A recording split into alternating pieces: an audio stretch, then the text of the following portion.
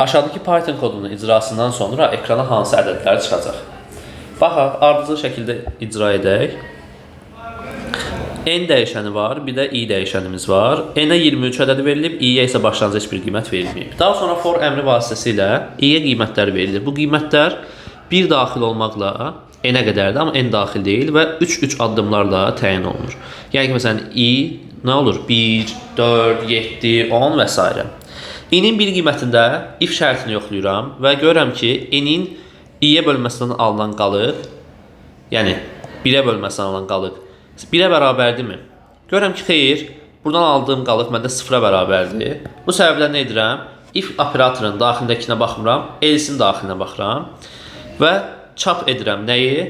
I-nin 3-ə hasilini, yəni ki, 3-ü. Daha sonra I-nin 4 qiymətində baxıram. I-nin 4 qiymətində 23-ü 4-ə böldükdə alınan qalıq 3 olduğu üçün şərtimiz yenə ödənmir və else operatorunun daxilindəki I bur 3-ü çap edirəm, yəni ki, 12-ni çap edirəm.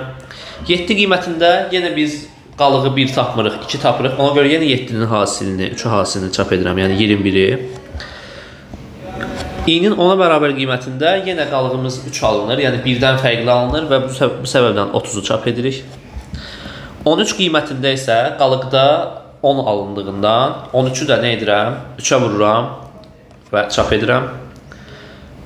I-nin 16 qiymətində artıq qalıqda 7 alınır. Yenə şərtimiz ödənmədiyi üçün 16-nı da 3-ə vururam, 48-i çap edirəm.